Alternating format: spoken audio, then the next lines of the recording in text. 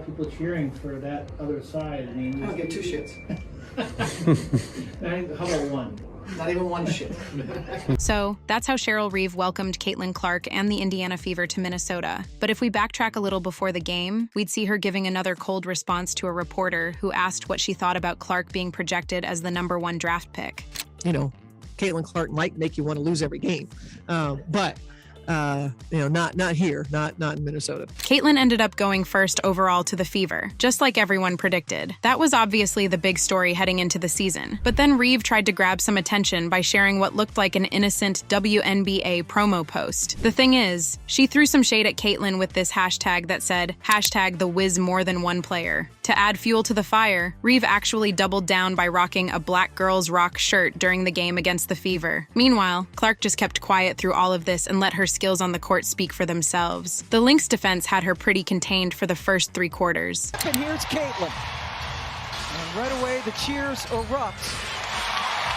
And a turnover right off the bat for Alana Smith. But then Clark and the Indiana just went absolutely off in the 4th quarter and secured a huge win. Clark.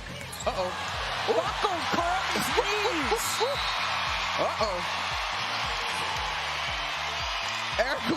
After watching Caitlin absolutely dominate on her home court like that, Reeve seemed to finally back off with the hate and actually gave Caitlin the credit she deserved during the post-game press conference. Everybody knows that the reason why our teams around the league are having sellouts are because Caitlin Clark and the Indiana Fever are coming to town. For our next story, Aaliyah Boston grabs a steal and pushes it ahead to Caitlin Clark on the break. But just as Caitlin is about to take off, Diamond DeShields comes flying in and absolutely levels her.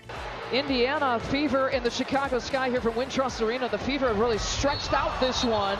But here's what might shock you. That was the 3rd time DeShields fouled her hard in just 38 seconds. And guess who was hyping it up on the sidelines? Angel Reese. You see, this was the final Fever versus Sky matchup of the season, and it was obvious. Reese and her squad were doing everything they could to send a message. And if you're wondering why, well, it's simple. The Rookie of the Year race was still up for grabs between Caitlin and Angel, and this game felt like the deciding factor. Whoever dominated here was walking away with that award. So, let's get to the action. The Fever were up by 5 at halftime, and Caitlin was already putting on a show with 15 points, 7 assists, and 3 rebounds. Has really taken upon her shoulders to be more aggressive offensively, too. She was shooting lights out from deep, too. 3 of 5 from beyond the arc. Trade, and she has stepped up her game in that opportunity. Caitlin Clark for 3. Meanwhile, her rookie rival was struggling big time, managing just 4 points, 6 rebounds, and coughing up the ball 4 times in the first half.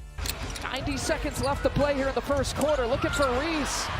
Bentley tips it away and off and running. Caitlin Clark whips a pass, thread the needle. My goodness, what a play! An and one chance for Temmie and the Fever. The way things were going, it was pretty obvious who had the upper hand in this matchup. And honestly, things just got worse for Reese after that. Caitlin absolutely took over the second half against Angel in the Sky. Chicago's been trying to find a way to get Rachel Banham going. That's one way. Count the packets! Caitlin Clark. There's this one play where Caitlin brings the ball up, looks like she's about to drive, then suddenly stops on a dime and hits her defender with this filthy step-back 3. The Sky. Caitlin Clark running things. 8 assists, 15 points in the first half. Looking to add to her. Then she does almost the exact same move again, but gets fouled and ends up with 3 free throws instead. A few plays later, she finds Tammie on the short roll, who swings it to Dantos for a wide-open 3. Clark has got 5 3-pointers here tonight. Dantos will shoot the Just like that, the Fever were up by 14 after 3 quarters. Caitlin added another 8 points and 2 assists to her stats in that quarter alone, while Angel Reese only managed 1 point on 2 shots and had a -4 rating. By the 4th quarter, it was basically game over. The Fever kept their lead the whole way with Caitlin just showing off. She's literally toying with Reese in the Sky defense, finding AB at the free throw line. Tonight. Kennedy a guard, but so effective in the paint. And Boston now has gone back-to-back. Then she sets up Lexi Hull, you know, Lexi Hustle, for back-to-back 3s if we're drilling one herself to really put the game away. Hull in the corner, shooting 38%. Caitlin Clark, another 3-pointer.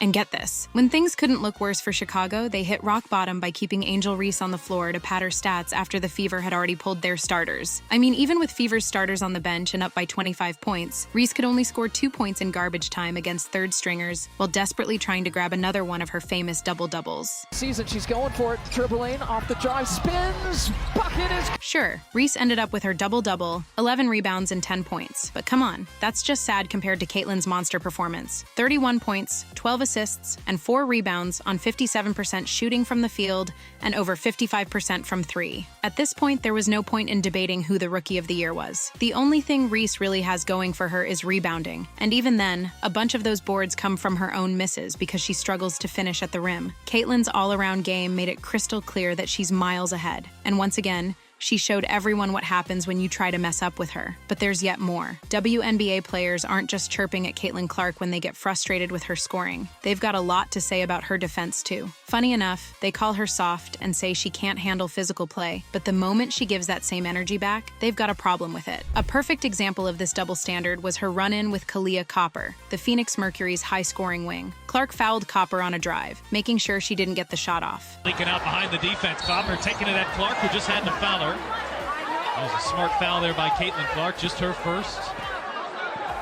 And it would have been... And just like that, Copper started talking trash, getting right up in Caitlin's face. Things didn't escalate too far, but it was clear that Caitlin was being held to a different standard. The footage shows exactly what happened, though we don't have a word-for-word breakdown of what was said in the moment. Any coach will tell you that if you're going to foul, you need to make sure the other player doesn't score. That's all Caitlin did. But apparently Copper saw it differently and took it as something personal. She got so fired up that she had to be pulled away, while Caitlin stayed cool and simply said, "It was just a foul," before walking off to avoid the drama. Now, we can't read Copper's mind, but you have to wonder. If it had been another player making that same foul, would she have reacted the same way? Would she have come at them that aggressively? Caitlin wasn't about to waste energy on the back and forth. She let her game do the talking. Despite all the noise, she stayed locked in and helped lead the Fever to another big win in front of their home crowd. Really get out in transition, see if you can get some early quick buckets. Oh, Clark hits her third. The game stayed tight well into the fourth, but Caitlin and her squad never let the Mercury flip the momentum. When it was time to close things out, she stayed composed, navigating through double teams and finding open teammates instead of forcing shots. And her last assist of the night, a masterpiece. She was toying with the defense, fully aware of where everyone was and exactly who was about to get open as she attacked the basket. Clark seeing two, bounces, oh beautiful, it's Boston with the finish and the vision. Before we wrap things up, let's talk about how Caitlin Clark humbled her biggest hater, Dejanai Carrington. Carrington has never been shy about throwing shade at Caitlin, whether it's on the court or on social media. And when they finally matched up, she made sure to get her digs in. So Caitlin drives inside, clearly gets bumped by Carrington, but instead of acknowledging the foul, Carrington mocks her, waving her arms like Caitlin flopped. The defense to come down and collapse leads to open three opportunities. Clark nudged by Carrington. Now Caitlin didn't react. She kept it cool, but if you looked closely, you could see it in her face. She took that personally. Healthy competition here between... And as we all know, that's never a good idea. On their very next encounter, Caitlin wasted no time sending a message. She hit Carrington with a nasty step-back three, creating so much space that Carrington was left frozen. But Carrington still wasn't done. A few plays later, she managed to get a bucket and decided to shush Caitlin, as if she had just done something major. Big mistake. Caitlin came right back at her and shut her down immediately, taking her inside and scoring on her with ease. This is just another example of what happens when you try to come at Caitlin Clark. Talk all you want, but at the end of the day, she'll let her game do the talking. If you enjoyed this breakdown, make sure to hit that subscribe button and ring that bell to never miss another video. Thanks for watching.